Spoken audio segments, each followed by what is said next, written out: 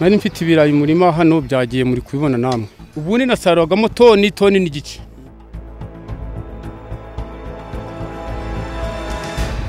harimo ibishimbo, harimo ibigori, harimo soya, byaragiye. Ujya ubuyobozi buradukunda, badushishikarije kera ngo tuve mu mubande, mbega tukumva ko batwanga. Mvuga ko umuntu wese utuye mu mubande akwiriye kuvamo akajya mu mpinga.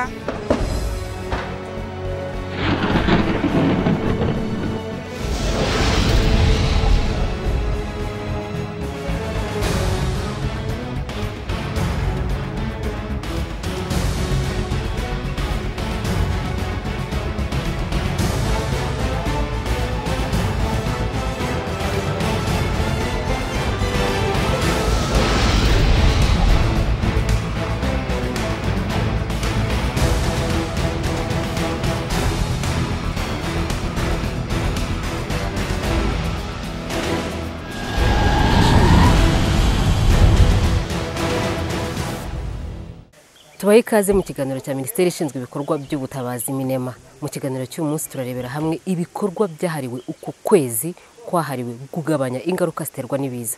Ni mu nsanganyamatsiko igira iti kubaka ibikorwa birambye n'inshingano zanjye mu kubaka ubudahangarwa ku biza. Tugiye kurebera hamwe rero uburyo buri wese afite uruhare mu kubaka u Rwanda rubasha guhangana n'ibiza. Ikaze mu kiganiro cyacu. Ukwezi kwa 10 uyu mwaka wa 2019 ni ukwezi Minisiteri ishinzwe ibikorwa by'ubutabazi Minema yahariye ibikorwa byo kugabanya ingaruka ziterwa n'ibiza. Ni mu rwego rwo gufatanya n'isi kuzizihiza umunsi mpuzamahanga wo kugabanya ingaruka ziterwa n'ibiza uzaba tariki 13 z'uku kwezi kwa 10. Minisitiri ushinzwe ibikorwa by'ubutabazi arasobanura insanganyamatsiko y'uku kwezi ndetse n'icyo buri muturarwanda asabwa. Ni ukwezi nyine tuzamaramo iminsi 31 dukora ibikorwa bitandukanye byo kurwanya ibiza ndetse dukora n'ubukangurambaga ku banyarwanda kugira ngo bashyire imbaraga mu kurwanya ibiza. Hagati muri uku kwezi ku itariki ya 13 z'ukwa 10 u Rwanda nibwo ruzifatanya n'isi yose mu kwizihiza umunsi mpuzamahanga ngarukamwaka wahariwe kurwanya ibiza. Uzaba ufite insanganyamatsiko ivuga ngo kubaka ibikorwa biramba ni inshingano yanjye mu kubaka ubudahangarwa. Twifuza ku buryo bw'umwihariko ko kurwanya ibiza bitaharirwa Minisiteri gusa, ahubwo kurwanya ibiza bikwiye kuba igikorwa cya buri munyarwanda. Biba na byiza cyane iyo abanyarwanda ubwabo ku rwego rw'imidugudu, ku rwego rw'akagari, ku rwego rw'akarere ubwabo bifatiye ingamba z'umwihariko zo kurwanya ibiza. Ikindi nanone umuntu yavuga nuko ubu biri amahire kuko dutangiye kuvuga ku kwezi kwibiza bihuriranye nuko dutangiye cyagiye cy'imvura nyinshi mu gihugu. Iyo dutangiye kubivuga rero binabaho biba byiza bikongera ubukangurambaga. Amakuru ajyanye n'iteganyagihe aboneka kuri website ya Meteo Rwanda ndetse no ku mbuga nkoranyambaga zayo. Ni amakuru buri wese yakwifashisha areba imvura ibiteganijwe aho atuye, bityo akamenya ingamba zo gukumira ibiza yashyira mu bikorwa bitewe n'imiterere y'aho atuye. Minisitiri ushinzwe ibikorwa by'ubutabazi aragaruka ku bikorwa by'ingenzi bizakorwa muri uku kwezi kwahariwe kugabanya ingaruka ziterwa n'ibiza. Bimwe mu bikorwa bizitabwaho muri uku kwezi harimo ibiganiro nk'iki dutangiye uyu munsi.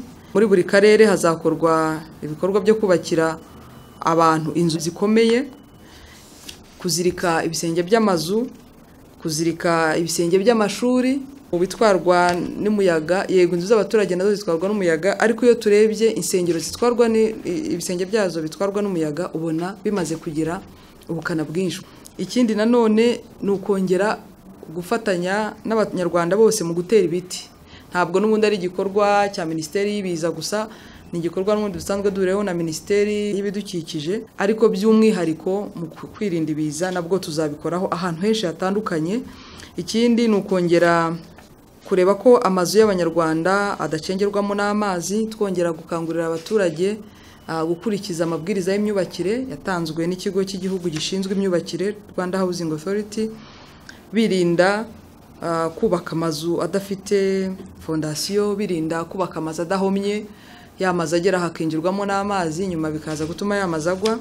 Ikindi nanone kizakorwamo ni ukongera gusibura imiyoboro y'amazi, gucukura ibyobo bifata amazi kugira ngo dukomeze twirinde ibiza. Nyuma tujya gusoza ukwezi kuzasuzwa ku mugaragaro ku itariki ya 31 z'ukwa 10 mu karere ka Kamonyi mu murenge wa Karama, aho hazakorwa umuganda, twubake amazu, haterwa ibiti, hakorwe kandi n'ibikorwa bigamije kugabanya ingaruka ziterwa n'ibiza. Bimwe mu bikorwa byatangiye gukorwa harimo ibiganiro bitandukanye bigamije ubukangurambaga ku biza ndetse no ku ngamba zo kugabanya ingaruka bitera.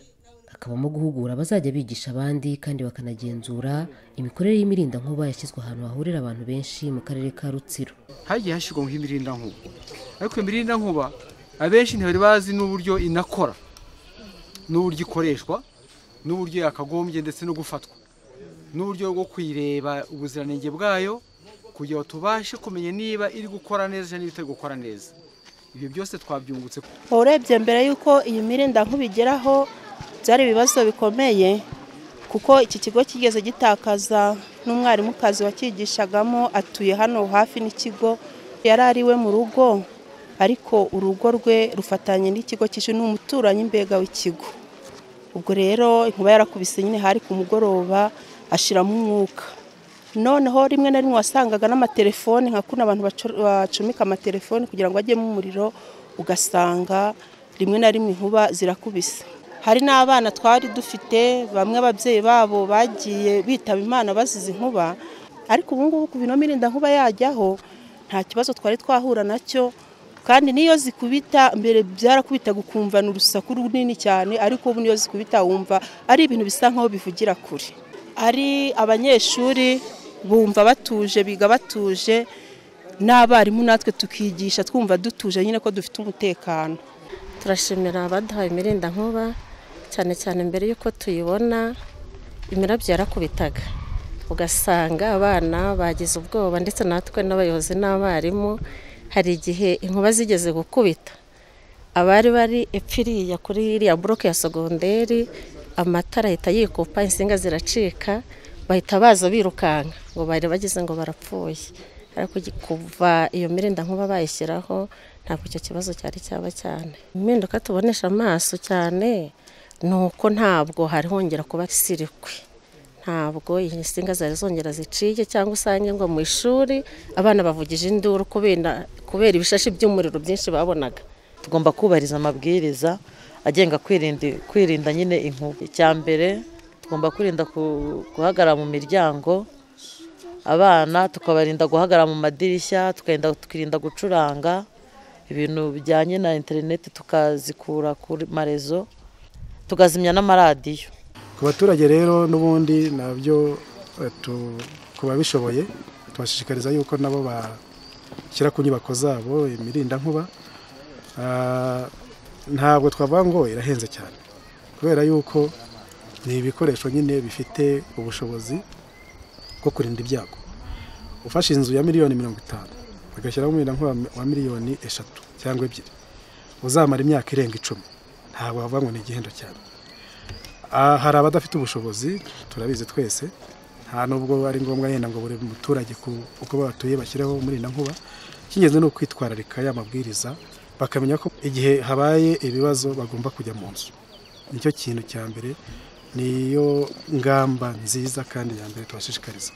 Ariko abafite ubushobozi byaba byiza ko barinda inyubako yabo, bakarinda amashanyarazi ayirimo ndetse n'ibikoresho bikoresha amashanyarazi birimo.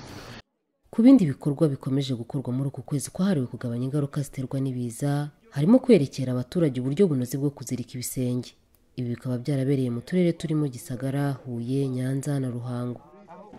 Ibiza birasenya ntabwo byubaka. Ni ukubera iyo mpamvu tubwirizwa yuko twakagombye gukumira buri munsi, aho kugira ngo dutegereze ko ibiza biza. Kubera ko ibiza bije bidutwara abantu, bidutwara indi mitungo muri rusange, bikatwangiriza tukabura aho turara. Ariko noneho iyo twakumiriye hari cyinshi tuba tugize dute, tuba turengeye. Ni muri urwo rwego rero twaje hano kwifatanya namwe mu muganda ugamije kureba uko tuzirika ibisenge. Iyo igisenge kigurutse, benshi muri aha ngaha mufite inzu, nta gisenge cy'inzu cyajyaho munsi y'amafaranga 100,000, sibyo? Ariko iyo igisenge ukiziritse, ukizirika bigutwaye amafaranga atageze ku 10,000, kubera yuko utungutu firigaruvanize utungutu tuzirikisha ikiro kimwe n'inusu kizirika iyi nzu. Ikiro ni 1500 cyangwa 1200 bitewe n'isoko wahahiyemo. Bivuga ngo iki kiro n'inusu n'umufundi uzakuzirikira igisenge n'imisumari ikiro n'inusu, iyo bibaze usanga bigera mu 7,000. Iyo wigomwe 7,000 cyane cyane nko kumwero cyangwa hari aho wabonye akaraka ukazirika inzu yawe, uburengeye ya mafaranga arenga 100,000 wari buzatange igisenge cyawe cyagurutse, uburengeye hahandi mwari buzamare icyumweru cyangwa iminsi ngahe musembereye. Niyo mpamvu nyamukuru tugira ngo nubwo tugiye kubirebera kuri izi nzu, ariko buri wese aze kugera mu rugo areba ati ese ngewe inzu yanjye iraziritse.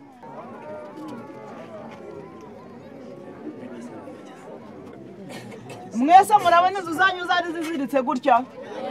Ubwo ni ukuvuga ngo iyo uziritse gutya hari amafaranga uburengeye ashobora kujya mu bindi bikorwa by'iki giterambere.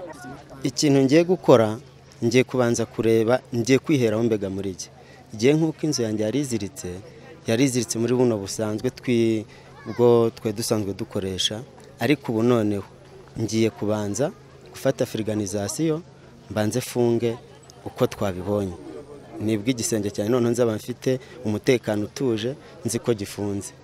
None ningera ku bandi baturanyi mubwire none niyo nisanga ari uko gifunze kandi nuko gifunze, ntago bura buryo twe tubuzi. Ubwo none nanjye mubwira ati iki gisenge uribwira ko kiziritse ko ntikiziritse, none mbe namwereka uburyo bwo kuzirika igisenge neza, noneho bwemewe uburyo naho umuntu nta nkeke yaza uburyo umuyaga. Yego n'ubundi umuyaga koko hano dukunda kugusha umuyaga mwinshi, ariko wakarenga kamere, ariko igihe kiri mukeya uringaniye ntago watwara igisenge nk'uko bya bisanzwe biguruka n'umuyaga utari ukomeye ukaza ugatwara igisenge. Ubu abandi bafundi bagenzi banjye nabo nzabayegeranya nk'uko tuba duhuriye hamwe ku gikorwa runaka, mbereke uburyo tujye kujya duhindura, noneho dukoreshe buriya buryo bwemewe. Kwizihiza uku kwezi u Rwanda rwahariye kugabanya ingaruka ziterwa n'ibiza kwahuriranye n'uko ibihe by'imvura y'umuhindo byatangiye. Minisitiri ushinzwe ibikorwa by'ubutabazi akaba yaribukije buri muturarwanda inshingano ze mu gukumira ibiza. Twongere tugaruke ku muco wo kuyobora amazi ntituyohereze mu mirima, twongere tugaruke ku muco wo gusibura imiferege mbere y'uko n'uku kwezi kuba. Twese tuzigiye imvura yo mu Rwanda igwira, ibyo bintu bigaruke mbere. Ikindi nanone mu myubakire abantu bakomeze birinde kubaka amazu yabo ataziritswe ibisenge, kandi birinde no kubaka badasiga inzira z'amazi. Ikigaragara mubona ko hirya no hino mu gihugu uko igihugu kiri kugenda gitera imbere, inyubako zigenda zigwira mu mijyi imwe n'imwe, niko amazi agenda ava ku bisenge by'amazu agenda yangiza, asenya imihanda, asenyera abaturanyi bo hepfo. Ibyo nabyo bikwiye gushyirwa mu imbaraga. Ikindi nanone mu bijyanye n'imyubakire, tureke amazi yinjire mu butaka. Ahantu hose ntihakwiye gushyirwa amapave. Nukuvuga ngo kuki twubaka, niba pave araho imodoka yawe iri buparike, kuki hasigaye utatera ibyatsi kugira ngo amazi abone uko ajya mu butaka, yere gushoka ajya mu bishanga asenya n'inzu hirya no hino. Nukongera gushishikariza abanyarwanda kuba ubu bwabo ku giti cyabo ari bo babigira inshingano zabo mu kwirinda ibiza. Ntibategereze ko ari Minisiteri y'ibikorwa by'ubutabazi, ntibategereze ko ari meya, ntibategereze ko ari undi muntu runaka, ahubwo nk'umuturage ku giti cye arebe inzu yanjye nubatse nuko nayubatse, nimpura n'umuyaga mwinshi, nimpura n'imvura nyinshi, aya mahindu naza, izi nkuba niziza, ese inzu yanjye iraba ifite ubwirinzi buhagije ku buryo ibiza bitari bungireho ingaruka. Mfite umurinda nkuba, mfite umuyoboro w'amazi, ese igisenge cy'inzu yanjye kiraziritse. Niba mu rugo iwanyu muri abantu 7, muri abantu 8, nibura mutere ibiti 8 mu rugo iwanyu, mubitere ku muhanda, mubitere mu rugo kugira ngo ya nkubi y'umuyaga nayo idohoke. Tariki ya 13 kwezi kwa 10 ni tariki mpuzamahanga ngarukamwaka yahariwe kugabanya ingaruka ziterwa n'ibiza. Uyu mwaka insanganyamatsiko yawe ikaba igira iti kubaka ibikorwa biramba ni inshingano yanjye mu kubaka ubudahangarwa ku biza. U Rwanda rukaba ruri mu bihugu byibasirwa n'ibiza akenshi bituruka ku mvura ivanze n'inkubi y'umuyaga, inkuba n'urubura birimo imyuzure, inkangu, inkuba, kuguruka kw'ibisenge ndetse n'urubura. Ariko ibi biza bikaba bishobora gukumirwa cyangwa se hakagabanywa ingaruka byagombaga guteza. Turabashimiye mwabanye natwe mu kiganiro cya Minisiteri ishinzwe ibikorwa by'ubutabazi. Mwiboneye ko buri wese ku giti cye afite ubushobozi bwo kubaka ubudahangarwa ku biza binyuze mu bikorwa by'aho atuye, aho akorera ndetse n'aho agenda. Bikaba rero byafasha u Rwanda muri rusange kubaka ubudahangarwa ku biza. Ku bindi bisobanuro mwahamagara nimero itishyurwa 170 ya Minema. Naho mu kiganiro cy'ubutaha tubifurije ibihe byiza.